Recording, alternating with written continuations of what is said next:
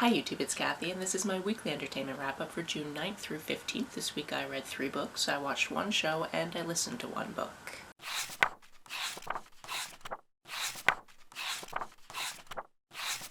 It's the second full week of the Queer Lit Readathon, which means of course the first book that I finished this week is something not on my TBR, but it was still queer. In fact, I was waiting for a book to just magically slot itself into my life for the choose your own prompt, and I guess that prompt has to do with musicals, because I read Director's Cut. This is a sapphic romance about our main character, who is a Hollywood actress who has just turned also director, but she's also an academic, and she actually has a PhD in something that has to do with popular culture and film theory. She also has a lot going on in her life because she wants to make sure that her directorial debut is a success, and it's been put up for different film festivals around the world, but she has no idea if it's gotten into them yet. She also lives with a pretty high level of anxiety, which is definitely a theme throughout this book. And her best friend, the guy that she used to pretend to date back before she wasn't out to the whole world, is actually now staying with her because his show was cancelled. On her first day of guest lecturing, she figures she's just going to walk in, be a rock star, give the lecture that she has already thought out in her mind, but she meets her co-professor and it turns out that somebody on her business end actually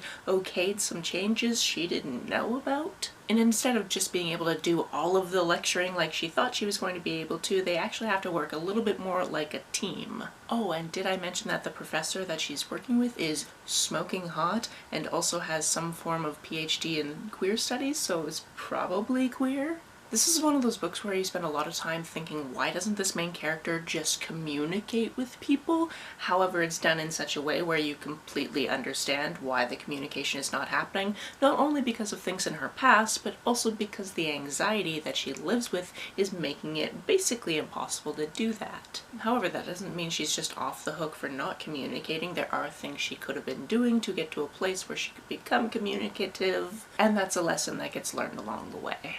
I enjoyed this one. It was cute, it was lovely, it was freshly published this week, and I got an arc from NetGalley that I completely forgot about, which is why I was like, oh yes, I must read this because, you know, I'm supposed to read those ahead of time. This week I also read Page Not Found by Jen Wilde. This is their middle grade debut and I absolutely adored it. Our main character is Paige. She is 11 years old, and one night as she's just trying to get her cat to come to bed with her, she sees her dad get this email, but it has her name on it. So she clicks on it and realizes that it has basically all of her data from that day, like where she went and the different times throughout the day where she got a little bit stressed, and she's like, what is this? So she forwards it to herself, deletes that email from his sent box so he doesn't know about it, and then the next day consults her best friend on the school bus going, what is this? How did he get this data on me? What's going on? It turns out that about 5 years previously, when she thought she was getting a tonsillectomy, she actually had a DOT implant. A DOT is a very small piece of technology that goes just behind the ear, and not only does it monitor the person, it can also inject them with things like serotonin. Something of note is that Paige is autistic, and thinking back, she's like,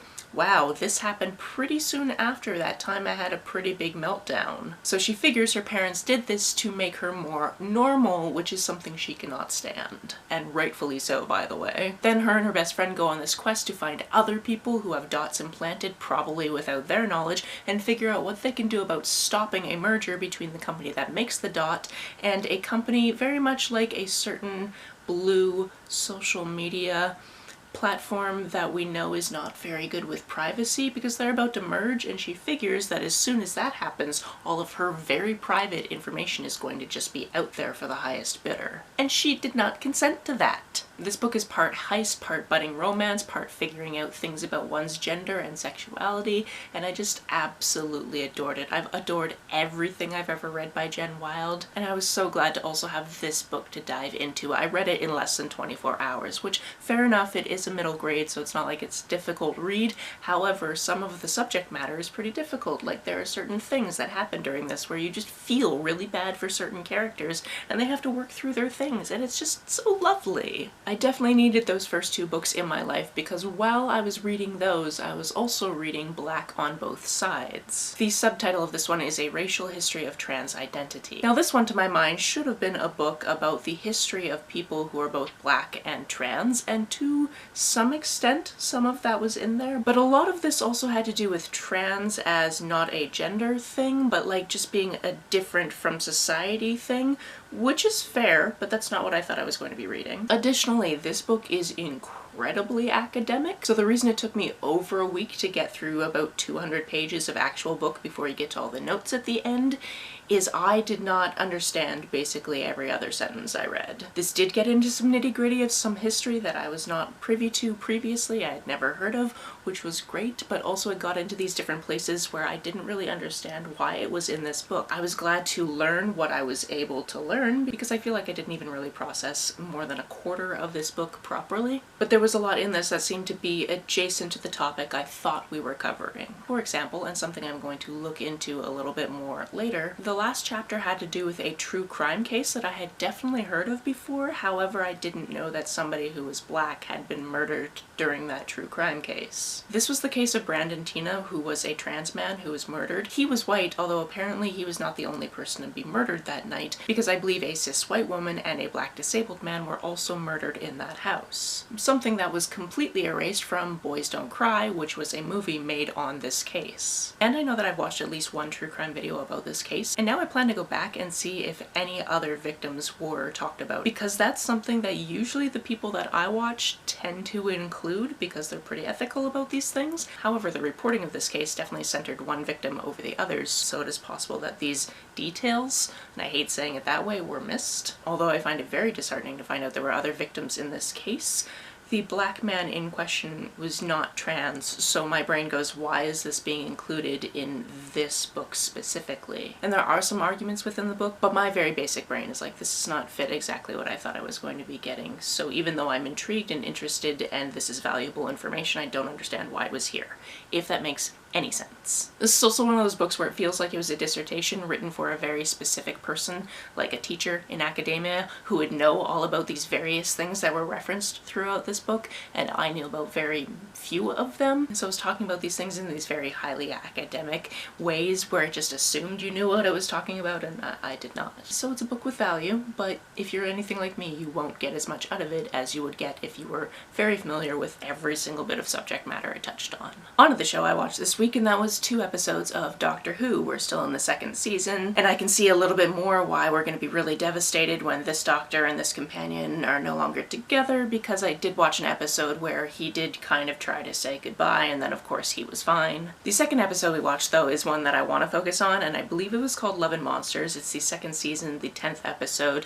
and there are a couple of things about this that I wanted to point out. Firstly, the parallels to Dr. Horrible's sing-along blog in this episode were really strong. For instance, the main character of this episode looks a little bit like a rip-off Neil Patrick Harris, especially when he's playing the role of Dr. Horrible, more specifically Billy, the guy who is Dr. Horrible. His not evil villain persona, his just regular everyday persona, dressed very much the same, has a very similar look. There's also a sequence in this where he is in a laundromat, which is something I just laughed about. And there is also a little bit of singing in this. There's also a romance with a wide-eyed ingenue, who is played by somebody who I know many of you would know who I'm talking about. However, she plays a ghost who haunts some toilets in a franchise that I'm not going to talk about, but it was interesting to see her doing something else. The other thing I wanted to talk about in this episode is the big bad is basically a ripoff of Fat Bastard from the Austin Powers movies, but, you know, with some extra Doctor Who goodness. So that was entertaining and also like, what am I watching? So yeah, if you're familiar with Dr. Horrible's sing-along blog and you've ever seen this episode, did you ever put that together? Was that intentional? I don't know, but they came out around the same time. I didn't look into exactly when each of them were released, so I have no idea if there was intentional weird overlap, although I do know that in the most recent season of Doctor Who, which I'm not watching, but sometimes I happen to be in the room while my roommate watches, there's definitely references to other shows occasionally, which is also funny because I need to remember to watch the 2nd season of the show that they most recently riffed on, because my roommate is currently watching the 3rd season of that, so I've been spoiled for some things on that as well. As for the audiobook I listened to, that was Never Whistle at Night, which is a collection of 26 Indigenous dark stories. This is something I've been meaning to read for a while, and it's something I got as a whole from the library ages ago, and then for whatever reason I had too many books at the time and I didn't read it before it had to return, and I had to get it back, and I happened to get get it back near the beginning of this month, which was great because there were at least 2 queer stories in this, so I'm definitely counting it for the night prompt. Because silly me, I was like, oh, if I read one book specifically at night, I can use that as the night prompt, and it doesn't actually have to do anything with nighttime. However, we're in the lightest month of the year in the Northern Hemisphere, and I go to bed at like 10 o'clock, and at 10 o'clock it's still kind of light out, so that doesn't work. In any case, this being an anthology, I can't really tell you too much about it because, like I said, there were 26 different stories in this. I did really enjoy that they used a few different audiobook narrators depending on whose story it was and what the protagonist was like. I enjoyed that aspect of the audiobook itself. And we're going to have to look up a full list of the different stories and the different writers because there were definitely stories in here where I was like, I should read more from this writer, so that's what anthologies are for. That's it for this week. If you've read, watched, or listened to any of these, let me know about it down in the comments below. On the way down to the comments, if you hit that subscribe button, that would be very nice of you. If you don't feel like leaving a comment but want to make sure that I know you were here, just leave me an emoji or a smiley face if you happen to be on your keyboard. Some people have asked if there's a way to financially support this channel, so I set up a Ko-fi account, which is a digital tipping service. The link for that, as always, is down below. You can like and share this as you see fit, and I will see you very soon. Bye. And oh yeah, I did dye my hair, if you were wondering. That did happen just randomly this week.